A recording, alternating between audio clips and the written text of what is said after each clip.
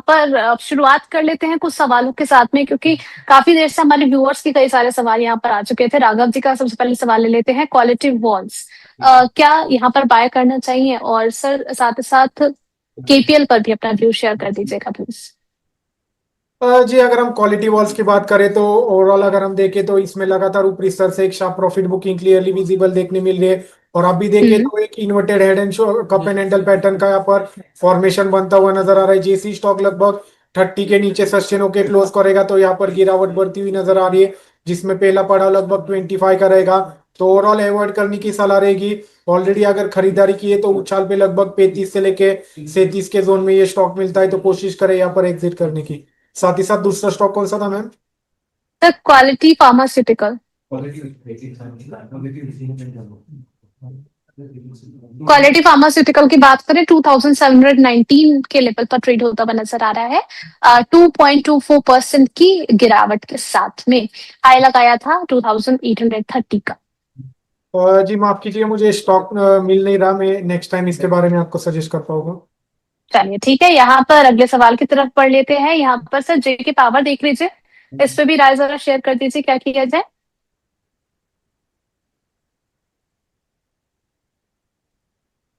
जी ma'am, stock का नाम repeat कर सकते हैं? जेके पेपर। ओके। जी, अगर हम पेपर स्टॉक्स की बात करें तो पिछले एक हफ्ते में यहाँ पर हमें एक अच्छी खासी तेजी की रैली बनती हुई नजर आ रही है। और अगर हम बात करें जेके पेपर की तो ओवरऑल यहाँ पर भी ट्रेंड अच्छा खासा पॉजिटिव बनता हुआ नजर आ रहा है। ऑलरेडी अगर किसी ने खरीदारी की है तो यहाँ पर पोजीशंस को मेंटेन रख सकते हैं। ऊपर में पहला पड़ाव लगभग 450 का रहेगा, और जैसे ही ये स्टॉक लगभग 450 के लेवल्स को क्रॉस करता है तो अगला पड़ाव इसमें 480 और 520 के यहाँ पर दो टारगेट निकल के आ रहे हैं। नीचे में स्ट्रिक्ट स्टॉप लॉस लगभग 340 रुपीज का यहाँ पर मेंटेन रखना है। ओवरऑल अगर हम देखें तो पिछले 2-3 दिन से हैवी वो, तो 340 का स्ट्रिक्ट स्टॉप लॉस मेंटेन रखना है, और ऊपर में 480 और 520 ये दो टारगेट लेकर आप कामकाज कर सकते हैं। जी मैम। ठीक है, इसके अलावा सर केनरा बैंक को लेकर के अगला क्वेश्चन आया है बैंकर जी का। 126 की इनकी बाइंग प्राइस है और शॉर्ट टर्म का नजरिया रखते हैं 127 पर चल रहा है।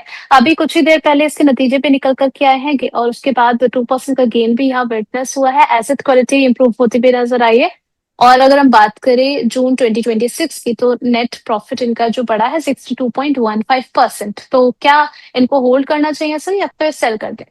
जी, अगर हम कैनरा बैंक की बात करें तो लंबे समय से एकदम ये एक अपने एक रेंज में कामकाज करता हुआ नजर आ रहा है। अगर ऊपर में देखें तो 142 का एक रेजिस्टेंस जोन है, और नीचे में अगर बात करें तो 118 से लेके 115 का एक अच्छा खासा स्ट्रॉन्ग सपोर्ट जोन यहाँ पर निकल के आ रहा है। तो जब तक ये स्टॉक 115 के ऊपर सस्टेन है तब तक आप अपनी पोजीशंस को यहाँ पर होल्ड रख सकते हैं। जैसे ही अगर ये 115 के लेवल का ब्रेक डाउन करेगा तो वापिस इसमें गिरावट लगभग 100 तक यहाँ पर ओपन होती हुई नजर आ रही है। तो ओवरऑल देखिए तो साइडवेज में कामकाज करता हुआ नजर आ रहा है। 115 का यहाँ पर स्ट्रिक्ट स्टॉप लॉस मेंटेन करना है। ऊपर में पहला टारगेट लगभग 142 का रहेगा, और जैसे ही ये 142 के लेवल्स को क्रॉस करता है तो आने वाले समय में लगभग 155 से लेके 160 तक के यहाँ पर हमें लेवल्स रिटेस्ट करते हुए नजर आ रहे हैं। तो ओवरऑल साइडवेज मूवमेंटम है, 115 का स्ट्रिक्ट स्टॉप लॉस मेंटेन रख के पोजिशन को होल्ड रख सकते हैं। जी मैम। ठीक है, इसके अलावा सर कोल इंडिया के भी आज नतीजे आने हैं, और क्या रणनीति यहाँ पर होनी चाहिए? कुछ अच्छा, इनका सवाल है कि क्या कुछ एडवांटेज यहाँ से ले सकते हैं सर? 428 के भाव पर चल रहा है, कुछ एडवांटेज आपको दिख रहा है कोल इंडिया में? जी, अगर हम कोल इंडिया की बात करें तो ये भी स्टॉक अपना एक एकदम सस्टेन करता हुआ नजर आ रहा है एक रेंज में। हालांकि अगर देखें तो 400 का एक अच्छा खासा स्ट्रॉन्ग सपोर्ट जोन है। तो गिरावट में लगभग यहाँ से और 20 से 30 पॉइंट की एक गिरावट मिलती है तो जरूर यहाँ पर एक अपॉर्चुनिटी बनेगी खरीदारी करने की। नीचे में स्ट्रिक्ट हम्म। स्टॉप लॉस लगभग 360 का मेंटेन रखना है, और ऊपर में पहला पड़ाव लगभग 460 का रहेगा। जैसे ही 460 के लेवल्स क्रॉस करते हैं तो 480 के लेवल्स यहाँ पर ओपन होते हुए नजर आ रहे हैं।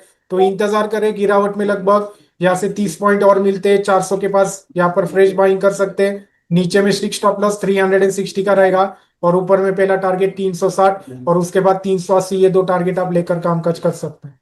जी मैम। चलिए ठीक है, यहाँ पर अगला सवाल वर्ल्ड रियलिटी की नाम आईडी के नाम से आया, और उनकी रियलिटी की नाम की स्पेलिंग रियल तो नहीं लग रही है मुझे। आईटी के बारे में जानना चाह रहे हैं। आईटी स्पेस में आज जिस तरीके से अपसाइड हमें देखने को मिली है सर, टीसीएस में भी अच्छे वॉल्यूम्स के साथ बाइंग, और 1.82% की अपसाइड के साथ 2295 के लेवल पर ट्रेड होता हुआ नजर आ रहा है। अब इनका सवाल ये है कि क्या इसी तरीके से तेजी बरकरार रहेगी या फिर नीचे जा सकता है?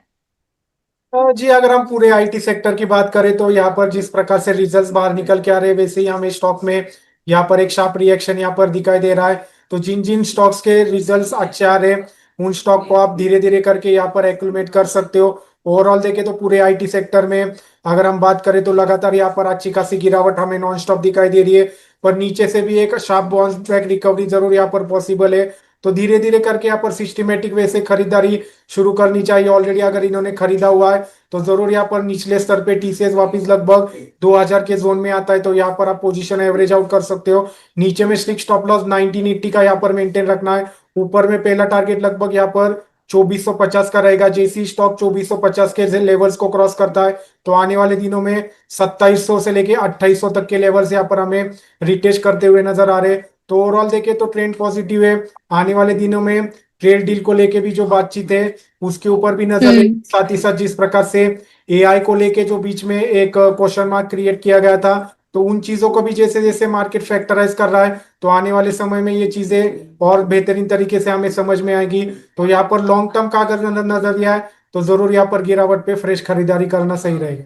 जी। चलिए, तो आईटी में यहाँ पर गिरावट में खरीदारी करने की आपको सलाह दी गई है। एक सवाल और ले लेते हैं, उसके बाद चलेंगे ट्रेड आइडिया की तरफ। तो यहाँ पर जो जो लोग हमारे साथ लगातार जुड़ते हुए जा रहे हैं, पेन पेपर या फिर जिस भी तरीके से अगर आप रियल टाइम में लिखना चाहते हैं तो आप देख करके चल सकते हैं। यहाँ पर सर वोल्टास को लेकर के क्वेश्चन आया है। कह रहे हैं कि वोल्टास को लेकर के कई एक्सपर्ट जो हैं वो बुलिश रुख अपना रहे हैं, और बाई किया है इन्होंने 1288 के भाव पर। तो आपकी राय इस पर क्या रहेगी? और साथ ही साथ जिंदल स्टील में भी नई खरीदारी करने की इनकी मंशा है, तो ये स्टॉक आपको कैसा लग रहा है? हाँ जी जी, इस प्रकार से अगर हम वोल्टास की बात करें तो लगभग वोल्टास का स्टॉक अगर हम देखें तो पिछले 5 से 6 महीने से लगातार एक रेंज में यहाँ पर कामकाज करता हुआ हमें क्लियरली विजिबल आ रहा है।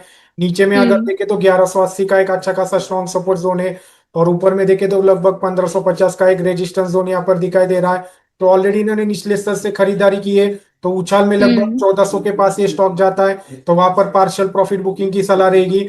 और नीचे में स्ट्रिक्ट स्टॉप लॉस लगभग 1180 का यहाँ पर मेंटेन रखे, तो बाय ऑन डिप्स का यहाँ पर भी नजरिया रखना है। जब तक स्टॉक ये 1180 के लेवल्स को सस्टेन कर रहा है तब तक यहाँ पर आप गिरावट में जरूर खरीदारी का मौका ढूंढ सकते हैं। और उछाल में लगभग 1400 से लेके 1500 के जोन में जैसे ही ये स्टॉक चला जाता है तो यहाँ पर पार्शियल और फुल प्रॉफिट बुकिंग की सलाह रहेगी। साथ ही साथ दूसरा स्टॉक चलिए कौन ठीक सा था है मैम? सर, दूसरा जिंदल स्टील 1065 के लेवल पर ट्रेड हो रहा है, और 2.88% की अपसाइड भी अभी देखने को मिल रही है आज यहाँ पर। क्या नई खरीदारी यहाँ पर करनी चाहिए इन्हें? जी जरूर, जिस प्रकार से जिंदल स्टील की अगर हम बात करें तो एक अच्छे खासे रेंज में ये कामकाज करता हुआ नजर आ रहा है।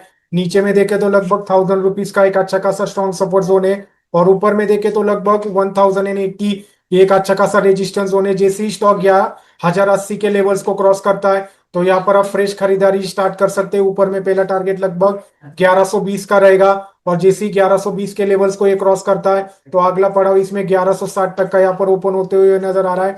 तो जरूर यहाँ पर फ्रेश खरीदारी कर सकते हैं। एक अच्छे खासे रेंज में ये कामकाज करता हुआ नजर आ रहा है। ऊपर में जैसे ही 1080 के लेवल्स का ब्रेकआउट होगा तो वन वे ऊपर में लगभग 1120 से लेके 1125 तक ये रैली हमें भागती हुई नजर आएगी with strict stop loss of 1000 rupees. जी मैम। ठीक है, इसके अलावा ठीक है, बात कर लेते हैं लोधा डेवलपर्स के बारे में। इनके भी क्वार्टर के नतीजे निकल कर क्या है, प्रॉफिट डबल से ज्यादा बढ़ता हुआ नजर आया है। अब सर लोधा डेवलपर्स अगर पोर्टफोलियो में है तो क्या करना चाहिए सर निवेशकों को?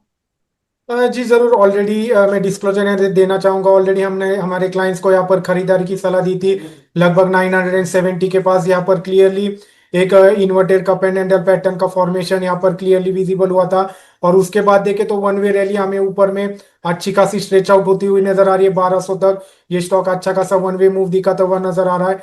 अब भी अगर बात करें तो फ्रेश खरीदारी के लिए यहाँ पर इंतजार करना सही रहेगा। ऊपर में जैसे ही 1225 के लेवल्स को क्रॉस करता है तो यहाँ पर आप फ्रेश खरीदारी कर सकते हैं। नीचे में स्टिक स्टॉप लॉस लगभग 1120 का मेंटेन रखना पड़ेगा। और पहला टारगेट लगभग यहाँ पर आप 1420 तक का लॉन्ग टर्म के नजरिए से मैं बात कर रहा हूँ, यहाँ पर आप लेकर कामकाज कर सकते हैं। गिरावट में अगर किसी को फ्रेश खरीदारी करनी है तो यहाँ पर थोड़ा सा इंतजार करना होगा। नीचे में लगभग 1120 के पास ये स्टॉक वापस मिलता है तो यहाँ पर आप धीरे धीरे करके पोजीशंस को एक्यूमुलेट कर सकते हो। नीचे में स्ट्रिक्ट स्टॉप लॉस लगभग 1000 रुपीज का यहाँ पर मेंटेन रखना है और टारगेट वही रहेंगे 1420 तक के। तो या तो इंतजार करें ब्रेकआउट का या फिर गिरावट में यहाँ पर अपॉर्चुनिटी ढूंढने का प्रयास करें। जी मैम।